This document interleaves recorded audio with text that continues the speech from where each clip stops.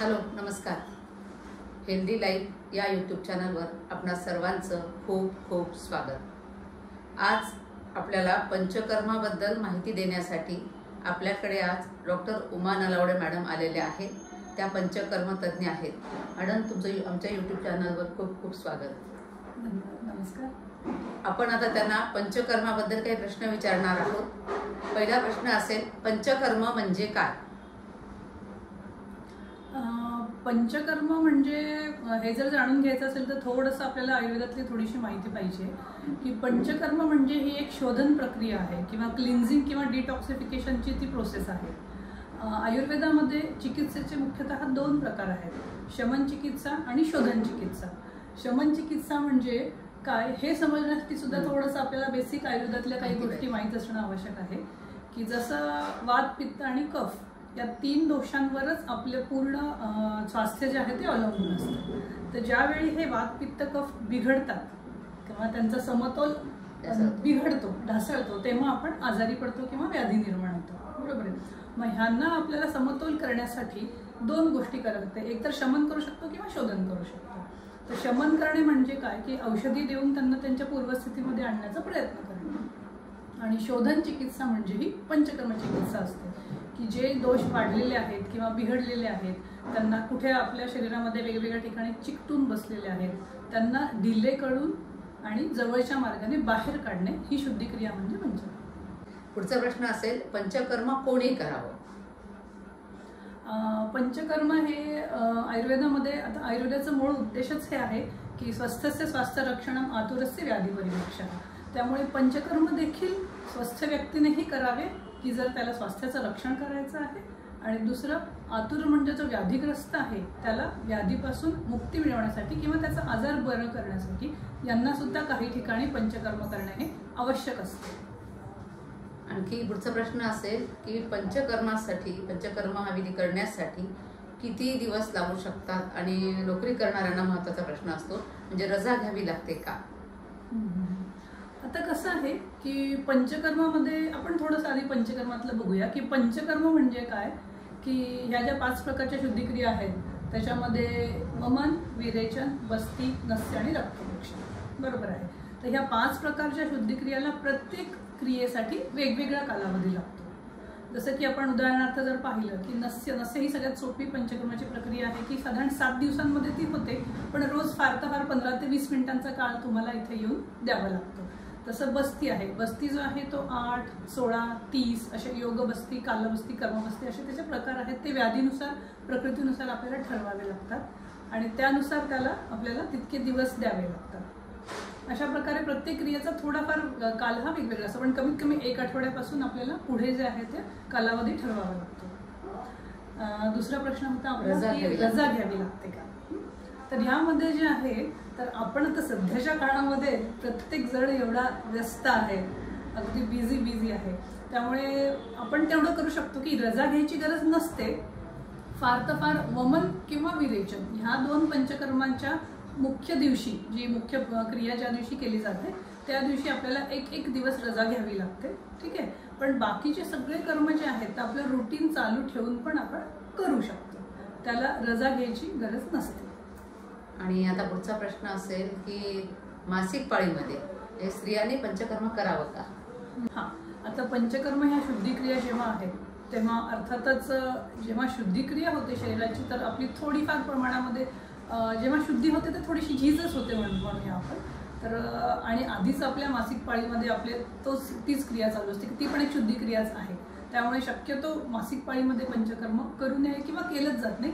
फार तर फार काही उपकल्पना आहेत पंचकर्मातल्या की जसं आहे शिरोधारा आहे किंवा जानुबस्ती आहे, जानुधारा आहे की ज्याला आवश्यक आहेत करणं, तर मग ते आपण मासिक पाळीमध्ये देखील केल्या तर चालतं. आणि पंचकर्मादरम्यान आपला डाएट कसा असावा? पंचकर्मामध्ये मुख्यतः आपण आपल्या पचनसंस्थेवरच काम करत असतो, त्यामुळे पचनसंस्थेवर ताण येणार नाही असाच आहार आपल्याला घ्यावा लागतो.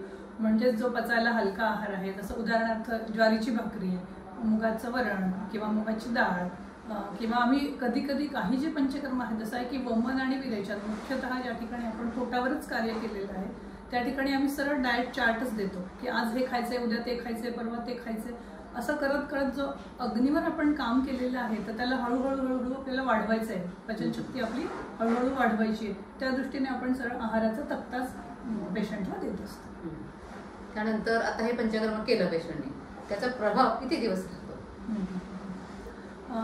पंचकर्म आपण कशासाठी करतो यानुसार पण त्याचा प्रभाव आहे. की एखादा खूप जुनाट व्याधी आहे, सोरियासिस सारखा वगैरे, तर त्यांना मात्र पंचकर्म केल्यानंतर तो प्रभाव टिकवणं हे अर्थातच त्यानंतर जे आपण पथ्य पाळतो किंवा जे आहार विहारातल्या काही गोष्टी पाळतो त्याच्यावर अवलंबून आहे. तरीही साधारणपणे अशा व्यक्तींना वर्षातून एकदा त्या त्या ऋतूमध्ये पंचकर्म करावं लागतं. पण जर आपण फक्त स्वास्थ्य रक्षणासाठी पंचकर्म करत आहे तर अर्थातच त्याचा फायदा आपल्याला अगदी आयुष्यभर राहतो. पण जसं आपण गाडी जशी आपली चांगली चालावी म्हणून वेळच्या वेळी सर्व्हिसिंग करतो तशी आपल्या शरीराचं, स्वास्थ्य शरीराच्या सगळ्या क्रिया व्यवस्थित चालाव्या म्हणून वर्षातून एकदा जे ऋतूनुसार जे पंचकर्म सांगितलेले आहेत ते केलेले फायदेशीर ठरतात. त्यानंतर या पंचकर्माचा काही साईड इफेक्ट आहे का? पंचकर्माचे साईड इफेक्ट्स आहेत का? जेव्हा पंचकर्मासाठी आपण एखादा पेशंट निवडतो किंवा ठरवतो की या पेशंटचं आपल्याला हे कर्म करायचं, तेव्हाच आपण ते त्या क्रियेला ते पेशंट योग्य आहे की नाही, म्हणजे जसं आपण म्हणतो रुग्णाची योग्य अयोग्यता, तर ते योग्यता ठरवतो तेव्हाच असा पूर्ण विचार करून आणि अशी सगळी औषधे निवडून करतो की त्या पंचकर्माचा अर्थातच फायदा होतो, साईड इफेक्ट काहीच होत नाही. पण जर पेशंटने काही गडबड केली किंवा ऋतूमध्ये फार अचानक काही बदल झाले तर थोडाफार काही त्रास होतो पेशंटला. अर्थात त्याचे पण उपचार काय करायचे त्याचे सोल्युशन आयुर्वेदामध्ये आहे, पण त्याला आपण साईड इफेक्ट नाही म्हणू शकत. पण आपण आजच्या बोलीभाषेमध्ये म्हणू शकतो की बाबा मला ह्याने हे झालं म्हणून, ठीक आहे. पण साईड इफेक्ट ॲट सच पंचकर्माचे कधीही नसतात. आणि रुग्णांचा आणखी एक प्रश्न असतो, एकदा पंचकर्म करायला तुम्ही सांगितलं, केलं आम्ही, पण याची सवय लागते का? नाही, बिलकुल नाही. जसं मी आत्ता बोलले की पंचकर्माची सवय ही कधीच लागत नाही, पण पंचकर्म केल्यानंतर जी सेल्फ फिलिंग असते, जो स्वानुभव असतो, की जसं विरेचन केल्यानंतर आता माझ्याकडे एक अनुभव आहे आणि मी तो अगदी म्हणजे लक्षात ठेवला, मला फार आवडली ती प्रतिक्रिया म्हणून मी सांगत असते की एक MBBS MD डॉक्टर होती, त्यांनी माझ्याकडे पंचकर्म केलं. विरेचनच केलं मी त्यांना की फार त्यांना अवघड क्लिष्ट प्रोसेस नको म्हणून किंवा त्यांच्या प्रकृतीला ते उपयोगी ठरेल म्हणून आपण त्यांना विरेचन केलं होतं. विरेचन झाल्यानंतर जेव्हा त्या फॉलोअपला आल्या त्यांनी मला अशी हे केली, अर्थात हिंदी भाषिक होत्या त्या, मॅडम आपने अंदर से लाईट लगा दी. अरे हां, तो इतकं छान त्यांना, म्हणजे त्वचा त्यांची छान झाली, स्वतःचं फिलिंग एवढं फ्रेश होतं की शरीर एकदम हलकं झालं, अशा सगळ्या फिलिंग्स असतात. आणि हे सगळं व्हायचं असेल तर अर्थातच वर्षातून एकदा करावं, सवय लागत नाही. आपण नाही केलं, आपण पथ्य पाळले, आपण नियमित योगासनं केले तर आपल्याला नेहमी करायची गरजही पडत नाही. 2-3 वर्षातून केलं तर शरीरशुद्धी होत राहते. आणि अजून की हे पंचकर्म आपल्याला वजन कमी करण्यासाठी वापरता येईल का? आणि साधारण समजा पंचकर्म केलं वजन कमी करण्यासाठी तर किती वजन कमी होऊ शकतं? खूप छान प्रश्न आहे आणि आजकालचा फार मोठा सध्याचा स्थौल्य हा विषय सध्या खूप जास्त त्याचं प्रमाण वाढलेलं आहे. आणि अर्थातच पंचकर्माचा स्थौल्यामध्ये खूप फायदा होतो, म्हणजे वजन कमी करण्यासाठी पंचकर्माचा खूप फायदा होतो. अर्थात आपल्याकडे जसे उद्वर्तन आहेत किंवा लेखन बस्ती आहेत आयुर्वेदामध्ये, तर हे केल्याने नक्कीच वजन कमी होतं.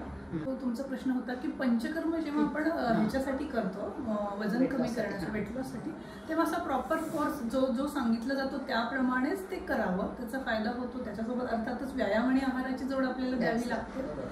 आणि असं जर केलं तर इनिशियल एक आपण 16 दिवसांचा सुरुवातीचा कोर्स करतो लेखन बस्तीचा. तर त्यामध्ये आत्तापर्यंतच्या अनुभवामध्ये, म्हणजे मी अगदी जी रियालिटी आहे, माझे रेकॉर्ड आहे ते सांगते की साधारणपणे 3.5 किलो ते 6 किलोपर्यंत 15 दिवसातच वजन कमी होतं.